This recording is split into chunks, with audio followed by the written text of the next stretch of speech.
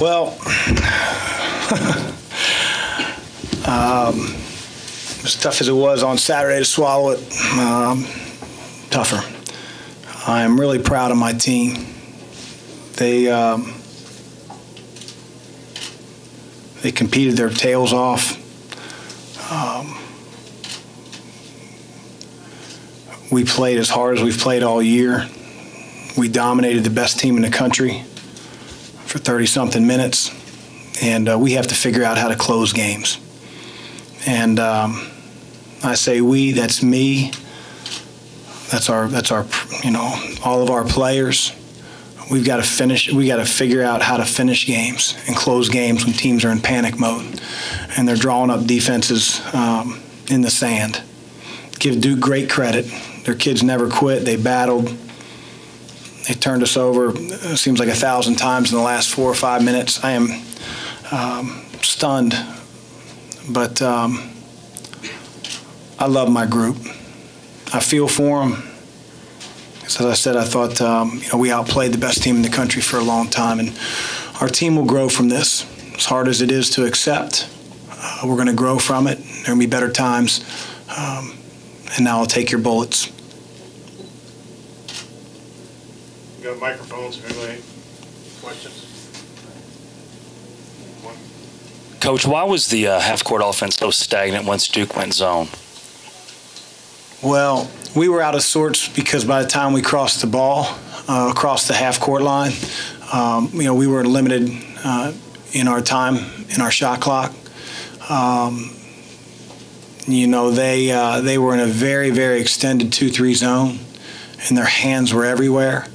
And although we talked about getting the ball to the logo a few of the times that we did, we missed a shot in there. We turned it over when we got the ball in there. But with how spread out they were, that's where we needed to get it.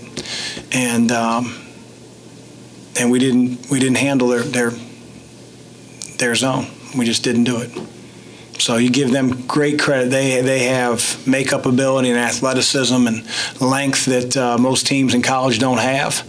But had we handled it better, maybe hit a few shots, and when we did get open looks, then we'd be sitting here with a much different feeling. Chris, could things have gone any better for the first 35 minutes? I mean, the way you guys played. I thought we get up 23. We took some quick shots.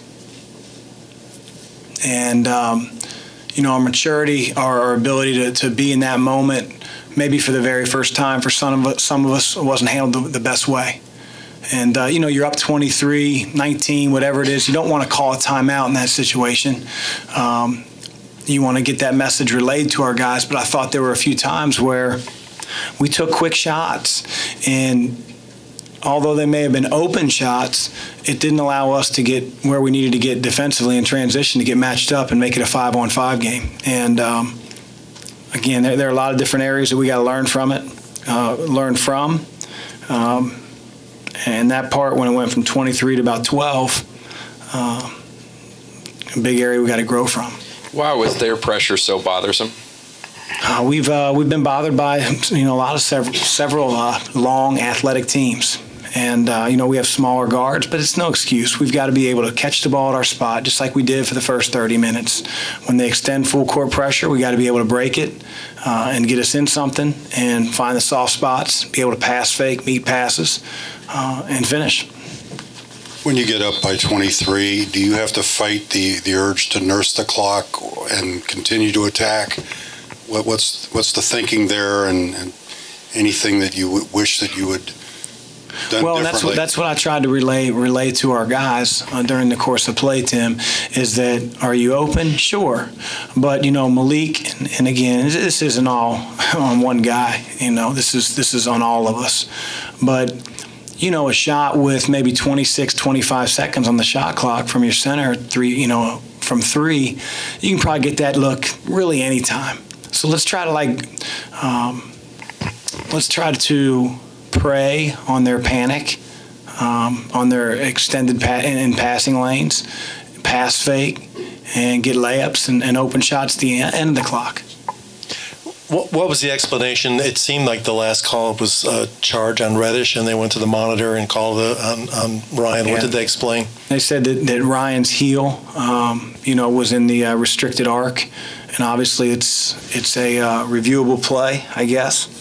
And so I trust those guys that, it's on video, so they're not going to make that up. Coach, once you guys, once Duke switched to the full court pressure into the zone, you guys clearly struggled with it. Is there anything you would have done differently to try to combat the pressure that you guys just didn't do tonight? That's a great question. I think that, our spacing was pretty good. We were just tentative. We were just tentative. Every pass was like they wanted it to get to their teammate. And that tentativeness, becomes a negative when you have such a great anticipating team. We had to be a lot more sure with what we wanted to do. If he's 50-50 in the passing lane, pass fake hard, get him out of the passing lane, bounce past in the logo, and then play from there. And we didn't do that. Coach, even CC struggled tonight with the pressure, and obviously that's been an issue with you guys throughout the year. And I know it's becoming a consistent question, but what do you think you guys need to do moving forward to be able to handle the full court press? Same things that we're doing, that we've been doing for 6 months since our staff arrived. We're not going to get a magic potion sprinkled over our guys or come up with some elaborate press break. We just have to be men with the ball. We've got to meet our passes. We have to pass fake, and we have to make the right decisions.